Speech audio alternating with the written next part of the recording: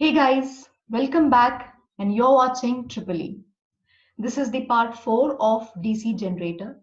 In the previous video, I have discussed about the EMF equation of DC generator, and in this video, we are going to see the types of different DC generators.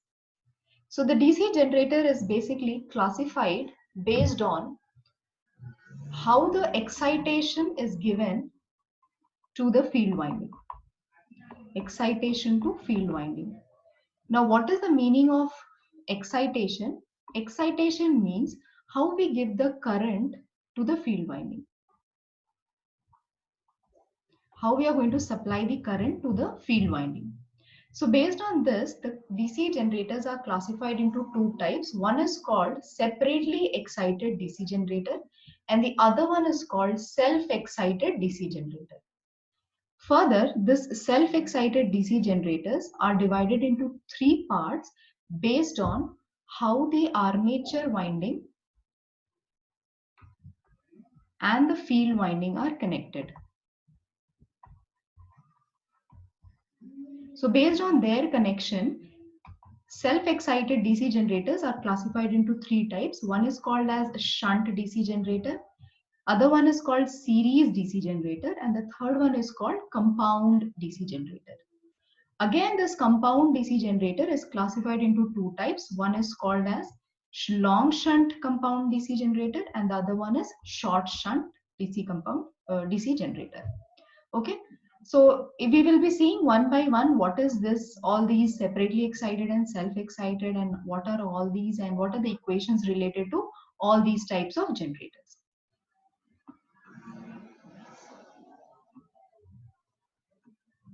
So now let's see how do you represent symbolically a DC generator.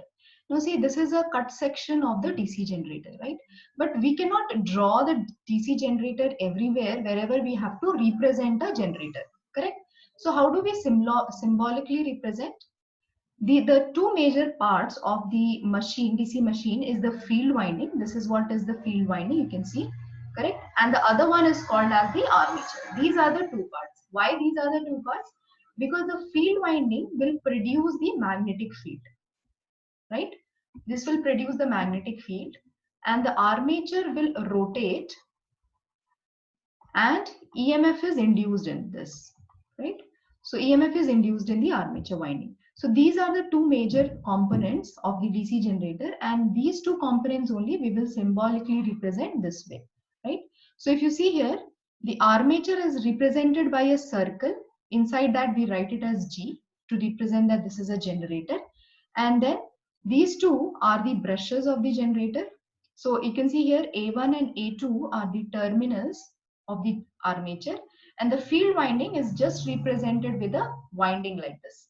All right, so this is the F1 and F2 terminals of the field winding. Now this, based on this, see this is the symbolic representation of the DC generator, right? Now coming to the types, what I told, types of DC generator are broadly two types. One is separately excited and the other one is self-excited, correct? So what does it mean? Now if you see here, this is the picture of the separately excited DC generator. Now what is the meaning here? That the field winding, now this is the field winding, correct, which we are exciting with the help of a DC voltage source. Can you see here? We are giving a separately excitation, an external supply we are giving for the field winding. So then when the current flows in the field winding, so this is, you can see this is the current which is flowing in the field winding. So this current which flows in the field winding will produce the magnetic field around it. And since the field windings are placed on the poles, right? Field windings are placed on the poles. So this is the pole shoe, you can see. So what will happen? There will be a magnetic flux will be produced inside that. And when the armature rotates here, the EMF will be induced in it, correct? So now you see here, this excitation is given externally. So that is why this type of DC generator is called as separately excited DC generator. And this is what you see is the armature with the two brushes, and then with the armature, across the armature we connect the electrical load. Okay, And the other type, which is the self-excited. Now this is one of the type of the self-excited generator. Now what is self-excited? We do not give any external supply. See, if you see, look at the figure here, we are not exciting this field winding. Now this is the shunt field winding. Okay, this is what? This is the field winding. So we are not giving any excitation to the field winding separately, but instead here the armature itself, this is the armature itself, is supplying some current to the field winding, right? So the armature current is produced here, and this armature current is supplying some current to the field winding. And this current will be sufficient to produce the magnetic field, which is required for the EMF induction. All right. Now, how this armature itself produces? Because of something called as residual magnetism. Residual magnetism. So initially there will be some residual magnetism present in the armature that itself will be sufficient enough to provide the necessary amount of current to the field winding to produce the magnetic field. Okay. So these are the two types, broadly two types of DC generator. One is the separately excited and this is the self-excited. Okay. Now we shall see one by one each of these in details. All right. So now let's see the separately excited DC generator. So you can see the same figure is represented here. Now here we are giving a DC supply to the field winding. Okay, so extra separate source of excitation is given. This is what is the field winding. And what now, since this field winding is having some resistance, that is called as RF. Okay, because this field winding is made up of some conductor. So conductor will always have some resistance. That resistance here represents as RF. And this current which flows in the field winding is called as IF. Okay, now coming to the armature, the current which is produced in the armature is called IA current, and the voltage which is generated in the armature is called EG voltage. This we have already seen the expression of it. Okay, this is the generated voltage. Next, the current which is going to the load. Now this is the electrical load. So current which goes here is called as IL. And the voltage across the load is called as the V voltage, which is also called as the terminal voltage. Now one more important thing we should know here. Now this armature inside also has winding, correct? Because armature winding is also made up of some conductor. So this will also have some resistance, which is called as RA resistance. Okay, so let's write all the notations first. So what is, first of all, IF is the field current.